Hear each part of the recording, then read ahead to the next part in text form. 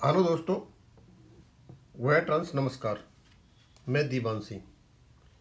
मैं आपको बताना चाहूँगा कि माननीय सुप्रीम कोर्ट ने 3 लिस्ट मांगी थी, 3 कैलकुलेशन, एक एक 1986 से लेकर 31/10/1900 पहले वाला ग्रुप। अब क्योंकि पहले वाला ग्रुप का ये देखा जाए 31/10/1987 की लास्ट डेट थी उसकी, तो 87 से और आज के हिसाब लगाए तो लगभग उसको हो गए 40 वर्ष के आसपास, 39।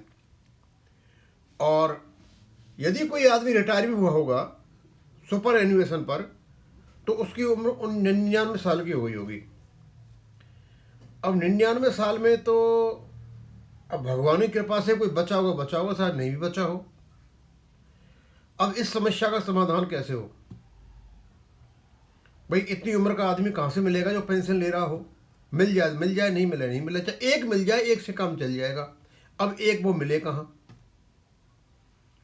तो भटेजा जी ने बोला दीवान से वीडियो बनाओ,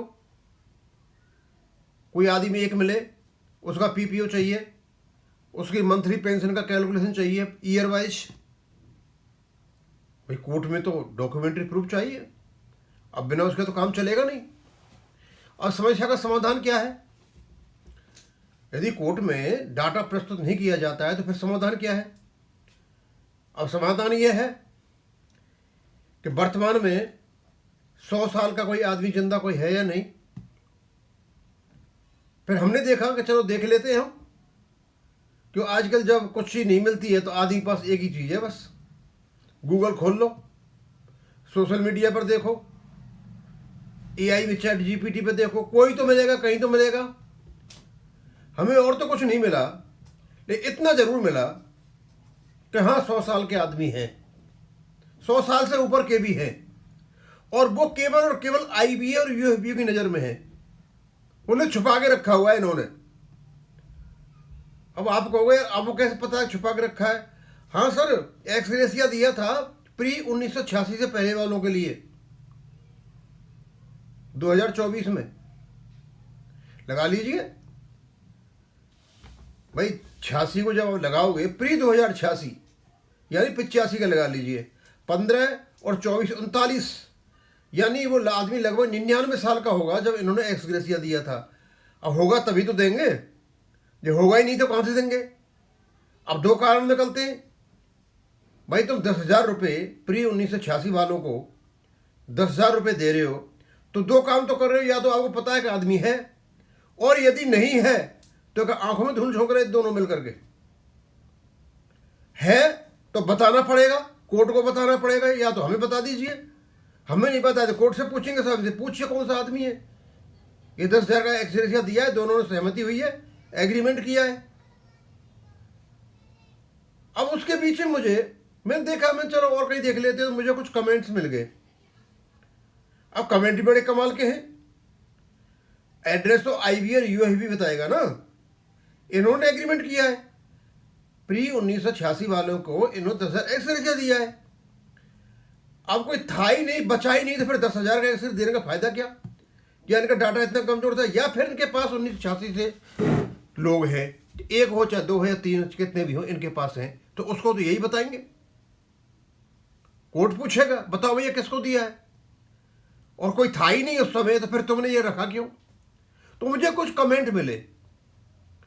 कमेंट पहला है, ये कोई घंटी शर्मा कहते हैं, my dear sir, minimum ex gratia for retirees prior to 1980 no one is alive. इसमें तो कोई जिंदा है ही नहीं। अरे जिंदा नहीं है, आईबी और यूओबी तो कहते जिंदा है। फिर कहते हैं banks are exploring the possibility of sending RTS to.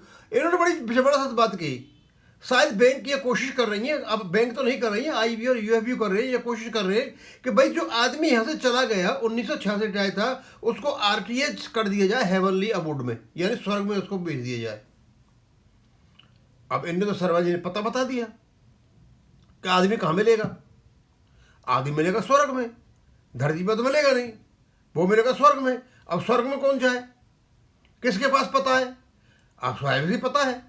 जिंदगी भर तो पैसा जो सब्सिडी खाया वेंकटेश्वर ने खाया, अब बैंक टचलम बताएगा वही जाएगा।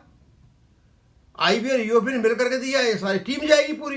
12 आदमी तो उसके पीएसबी बैंकों के और 9 यूनियन के नेता, 21 पूरा दल जाएगा। इनके पास काफ़ी पैसा है, दूसरा कोई जा भी नहीं सकता, उनका पैसा नहीं है। इनको ट्रैवलिंग का बहुत शौक है, हवाई जहाज़ों में यात्रा करते हैं, बड़े बड़े क्या नाम होटलों में ये रहते हैं, तो वहाँ भी यहाँ तो बिल्कुल एकदम क्या अप्सराएं डांस कर रही होंगी। अच्छा खासा वहाँ जाने के लिए इनको पर्सनल जेट मिलेंगे, तो इनको इंतजाम किया जाए भेजने का, भैया जाओ और डिटेल लेकर के आओ, ऊपर जाओ स्वर्ग में। चाहे दल के साथ जाओ, चाहे अकेला बैंक टीचर को भेजो, चाहे यूएफबी को किसी को भेजो। अब जाने में तो हम भी चले जाए सर, हम तो नंगे हैं, पैसा ही नहीं है, नंगा रहेगा क्या, निचोड़ेगा क्या, वो हाल है हमारा तो। अब इन्होंने तो बहुत पैसा कमा लिया, भाई तुम्हारे आदमी थे ना, तुमको ही पैसा देते थे वो।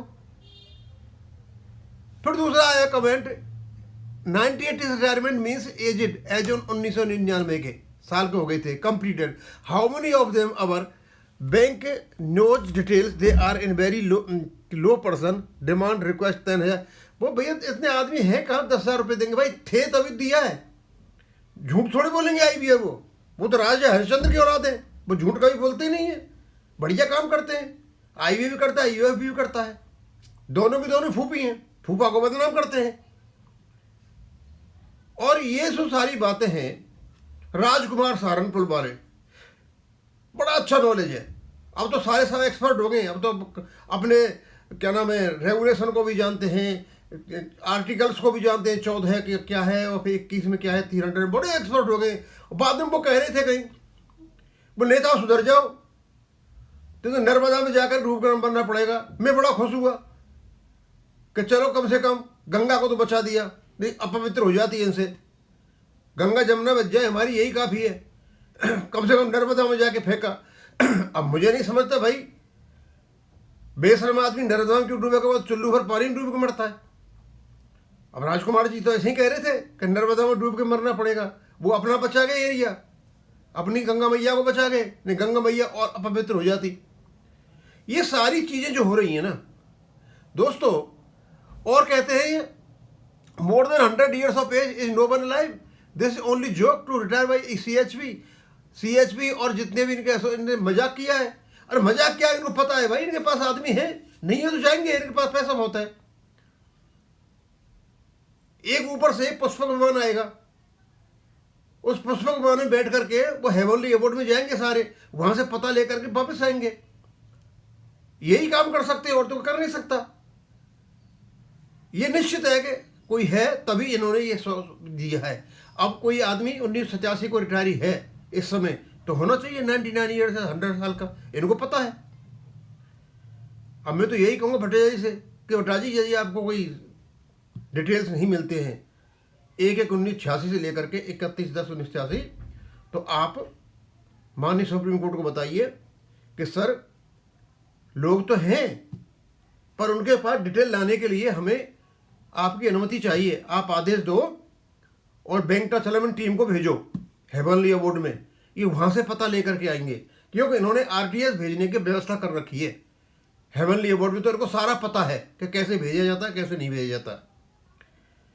दोस्तों इनके मजाक को, इन्होंने जो मजाक किया एक्स ग्रेसिया में, अब आप समझ गए होंगे ये कैसे कैसे लोग हैं।